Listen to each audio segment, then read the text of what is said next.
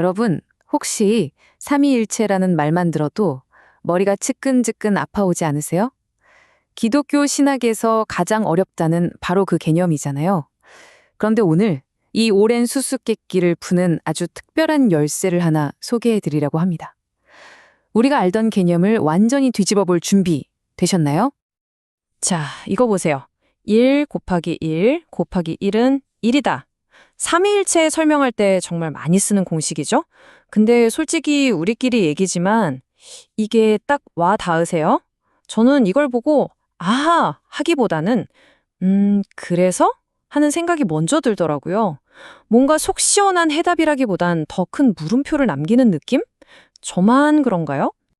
그런데 만약에 말이죠. 이 모든 복잡한 신학 논쟁의 시작점이 우리가 아주 오랫동안, 정말 수세기 동안 잘못 번역해서 사용해온 딱 하나의 단어 때문이었다면 어떨 것 같으세요? 네, 바로 여기서부터 모든 이야기가 시작됩니다.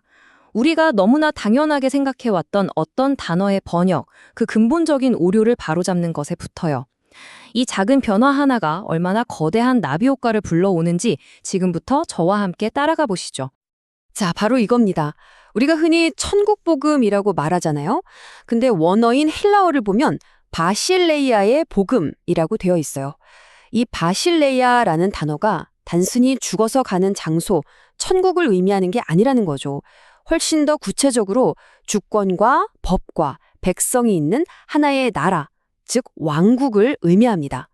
이건 정말 큰 차이예요. 장소의 개념이 아니라 하나의 시스템, 하나의 통치 체제에 대한 이야기로 바뀌는 거니까요. 이 관점을 가지고 성경을 다시 읽어보면 모든 게 새롭게 보이기 시작합니다. 예를 들어 마태복음 4장 23절 예수님이 전파하신 게 그냥 천국복음이 아니라 나라의 복음이었던 거죠. 또 사도행전에서 제자들이 이스라엘 나라를 회복하심이 이때입니까? 라고 묻잖아요.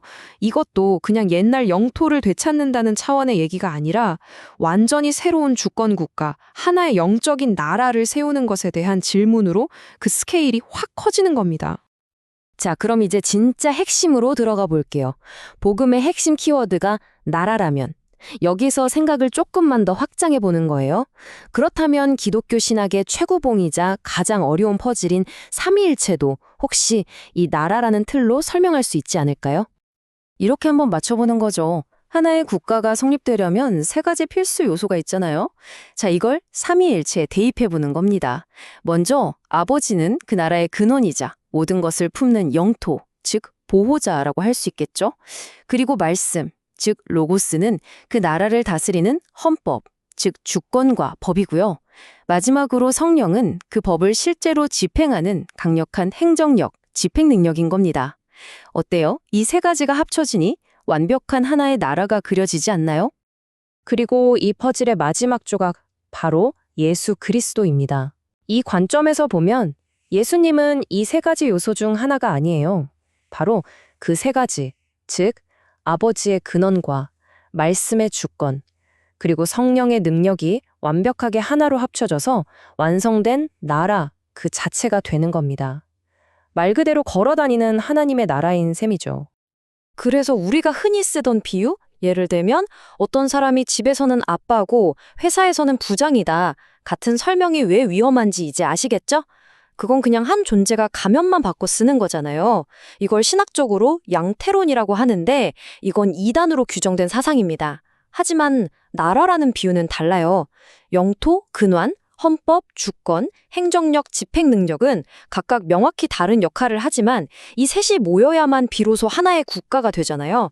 서로 구별되면서도 완벽하게 하나인 관계, 훨씬 더 정교하게 삼위일체를 설명해주죠. 자, 그럼 이 나라의 구성 요소 중에서 말씀에 대해 조금만 더 깊이 파고 들어가 볼까요? 여기서 또 한 번 헬라어 원어가 기가 막힌 힌트를 줍니다. 우리가 다 아는 요한복음 1장 1절 말씀 있잖아요. 태초에 말씀이 계시니라 이 말씀이 하나님과 함께 계셨으니 여기서 함께라고 번역된 단어가 보통은 그냥 옆에 나란히 있다는 느낌을 주죠. 그런데 원어인 헬라어를 보면 프로스라는 단어가 쓰였어요. 이건 그냥 뭐뭐와 함께 with라는 뜻이 아니라 뭐뭐를 향하여 towards라는 훨씬 더 역동적인 의미를 가집니다. 가만히 정지해 있는 게 아니라 어떤 목표를 향해 움직이고 있는 상태를 나타내는 거죠. 이걸 쉽게 비유하자면 마치 씨앗 같은 거예요.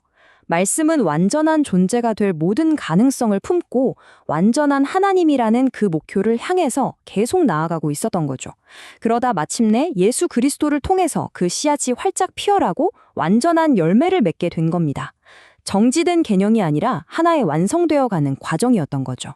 자, 그럼 이제 이런 질문이 나올 수 있겠죠?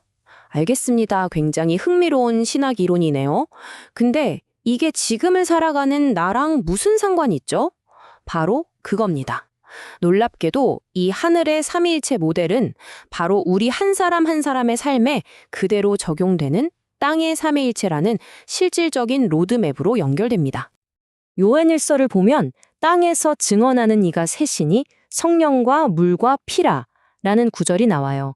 이것이 바로 땅의 삼위일체입니다. 이건 하늘의 삼위일체에 대한 설명이 아니라 그 길을 따라가려는 우리, 바로 믿는 자 한 사람이 겪어야 할 변화의 3단계를 보여주는 증거라는 거죠. 그 과정은 바로 3번의 죽음을 통과하는 것. 다른 말로 하면 3번의 세례를 받는 것과 같습니다. 첫 번째는 물의 세례. 이걸 통해 세상적인 가치관에 대해 죽는 겁니다. 두 번째는 피의 세례. 내 안의 육신적인 욕망과 옛 습관에 대해 죽는 거죠.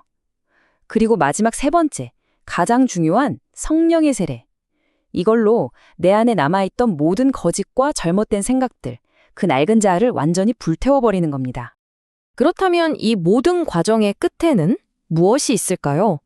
나라의 복음이 무엇인지 이해하고 삼위일체의 비밀을 깨닫고 3번이나 죽는 이 험난한 여정, 이 여정의 최종 목적지는 과연 어디일까요? 이 길은 우리를 어디로 데려가고 있는 걸까요? 이 관점이 제시하는 결론은 어떻게 보면 좀 충격적일 정도로 명확합니다. 성경이 쓰인 궁극적인 이유는 우리를 그냥 좋은 신자로 만드는 게 아니라는 겁니다. 이 모든 과정을 통과해서 우리 한 사람 한 사람을 완전히 새로운 피조물, 즉 보냄받은 자, 다시 말해 사도로 만들기 위함이라는 거죠. 오늘 이야기는 이 질문 하나를 여러분께 던지면서 마무리하려고 합니다.